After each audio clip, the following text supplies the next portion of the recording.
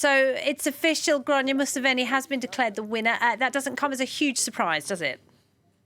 Well, after 35 years in power, I think very few Ugandans are surprised that President Museveni is now going into a sixth term, leading Bobi Wine, so President Museveni on just over 58% of the vote, with Bobi Wine on just over 34%.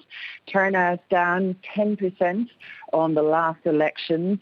There's been an appeal directly after the results to all of the other participating candidates to remain calm and to accept the results of these elections. Candidates were also warned, and their supporters, to be aware of COVID-19 regulations as they celebrate the results.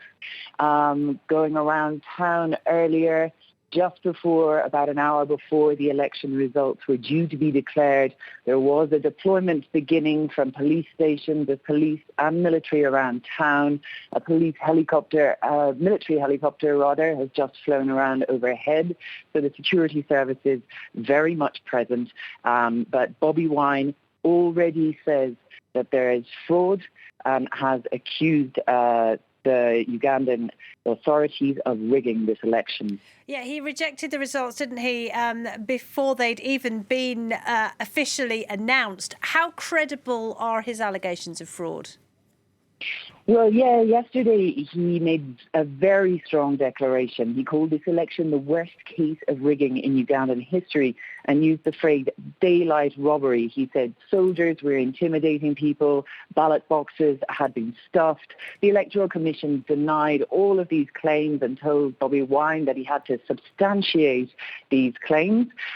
So now it remains to be seen how Bobi Wine, or any other candidate for that matter, will contest these election results. It seems clear that Bobi Wine will not accept them, so they can decide to take a legal case. And they have 15 days in which to do that. And otherwise, we're waiting to hear from Bobi Wine, who is currently inside his house outside of Kampala.